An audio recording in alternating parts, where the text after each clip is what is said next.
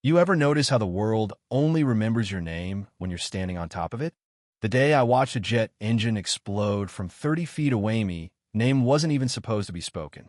I was just the janitor mopping up fuel stains, breathing in that sharp metallic air, while a parade of suits strutted overhead like they owned the place. One of M. Heel's tapping out gunshots on steel, voice colder than winter looked down, locked eyes, and said, "Careful there. Jets aren't for people who only know how to mop floors." The others laughed, of course. Yeah, that happened. You want the truth? 6 months ago, that woman Veronica Pierce took over Vanguard Aerospace after her old man died, clutching his chest in his office. She was young, ruthless, a storm in lipstick. She didn't have time for weakness or apologies, especially not from people like me, who'd fallen out of the sky a long time ago. I've been a pilot once, a good one. Valor Squadron missions, so classified, I'm still not supposed to talk about them. But a sandstorm in Nevada, a busted jet, a spine injury, and just like that, I was grounded. The Air Force said, "Thank you," handed me a medal, and sent me home to a life that didn't fit. Sarah, my wife, she was my compass, my reason to breathe. Cancer took her while I was still learning how to walk again, and I couldn't even hold her hand without shaking. Now it's just me and my daughter, Leia, in a cramped apartment, her mother smile, my eyes, 8 years old and obsessed with the sky. She draws airplanes in the margins of her schoolwork, asks me why clouds look like mountains, and listens to stories about flying every night. I never told her why I stopped. The bills piled up, and nobody hires a pilot who can't fly. So, yeah, janitorial work at the same facility where I once wore a flight suit. Some days, it stung so bad I couldn't breathe. But Leia could come after school, sit on the hangar floor and sketch, soak up that magic engines, metal, and dreams. Sometimes an engineer named Marcus would notice her, kneel beside her notebook, and explain how thrust beats gravity. I'd watch from a distance, hands raw from bleach, and wonder if I was giving her anything at all. One Tuesday, Leia slipped into the testing zone lost in a blueprint she'd found, tracing lines with her finger, lips moving in quiet concentration. Veronica's heels cracked through the silence. "Who let this child in here?" she demanded. Leia looked up, terrified, clutching that faded paper. Veronica sneered. "This is a place for people who know how to fly, not people who dream." Then she pointed at the fighter jet behind glass. "That thing costs more than you'll ever see in your life."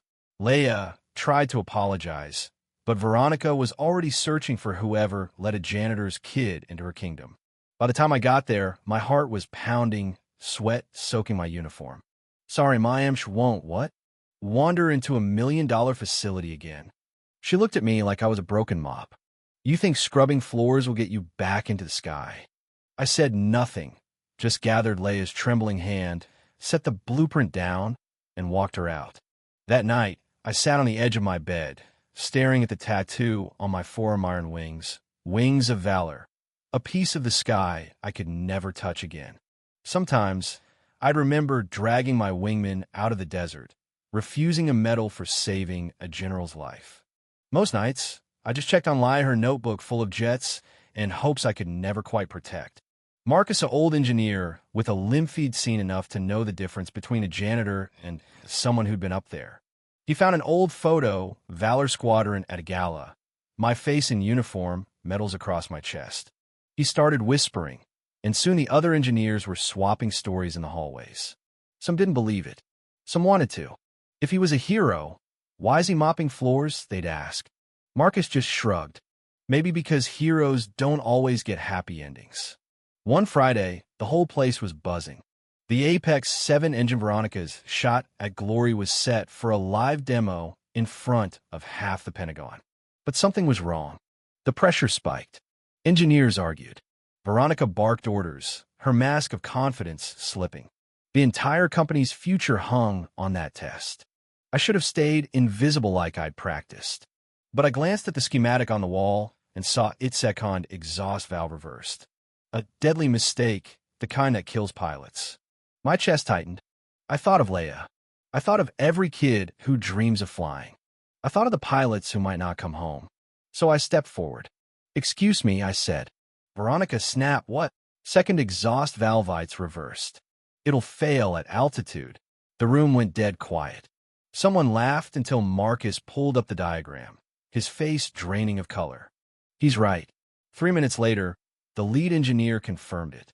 If they'd launched, the engine would have exploded midair. 48 hours to fix it, and not a word of thanks. On demo day, the place was packed: senators, contractors, cameras everywhere. Veronica delivered her speech like she'd swallowed lightning. The engine roared, the crowd held its breath. For 90 seconds, everything worked. Then alarms, smoke, fire. The test rig blew. Chaos erupted. Security yelled, sprinklers rained down, and through the mess, I saw Kylie Young, engineer, trapped under a beam, flames closing in. My body moved before my brain. I vaulted barricades, grabbed a fire extinguisher, carved a path through the smoke. The heat bit into me, but I got to Kyle, hauled the beam off his leg, dragged him out. As I laid him down, my jacket fell open, tattoo flashing for everyone to see. "That's the Valor insignia," someone gasped. Suddenly, all the rumors hit like a wave. Reporters snapped photos. Marcus stepped forward, voice shaking. "That's the pilot who saved us in Nevada." Veronica stood frozen, the truth finally cutting through. Later, in the quiet after, Veronica found me sewing my jacket, Leia's shoe beside me. She didn't bark or judge, her voice was shaky. "Why didn't you tell anyone?" I didn't look up. Titles don't save lives. I just wanted my daughter to see that courage doesn't need an audience. She sat beside me, the CEO mask on. "You saved my father. I've spent 6 months trying to prove I'm strong enough to run this place. But you fell, and you're still here. Still saving people." "How?" I finally met her eyes. Strength isn't staying in the sky. It's knowing when to come down for someone else. She cried, then real tears. "I'm sorry," she whispered, "for everything." I shrugged. "You were scared. I know what that looks like." "Why do you stay here?" she asked. "Because Leia needs to see that losing your wings doesn't mean you lose your sky." We sat in silence. Two people who'd been flying alone too long, finally landing in the same place. 3 days later, Leia was sketching planes in the hangar again, humming, lost in her own world. Overhead, a cable snapita metal hook swung down, clipped her toolbox, sent her sprawling, wrist twisted, crying out. I was across the building, but Veronica got there first. She cradled Leia, apologizing, checking for injuries, tears streaming down her face. By the time I arrived, I saw her holding my daughter like nothing else mattered. "Jets aren't just built with steel," she said through tears. "They're built with hearts." I forgot that. Paramedics said it was just a sprain. Leia, brave as ever, grinned at Veronica. "You're really nice when you're not yelling." Veronica laughed, mascara streaked down her face, and I realized sometimes people need to fall to learn how to land. At the press conference, Veronica stood tall, no armor, just honesty. 6 months ago, I tried to prove I was strong enough to lead this company. I dismissed voices that didn't sound like power, insulted a man who turned out to be a hero. She named me, gave me a job, honorary safety advisor, a chance to mentor engineers. But when the reporters swarmed, I shook my head. I don't need a title. I need a classroom. A place where kids like my daughter, kids whose parents work 2 jobs, can learn about aviation. Veronica smiled, real and wide. "Then we'll build it. Together." We called it the Valor Foundation. Flight simulators, workshops, scholarships for underprivileged kids. The day it opened, Leia cut the ribbon, wrist healed, eyes bright. Veronica stood with us, not the CEO, but someone who knew what it meant to fall and rise again. The press called it the plane of faith. Company stock climbed, but that wasn't the real victory.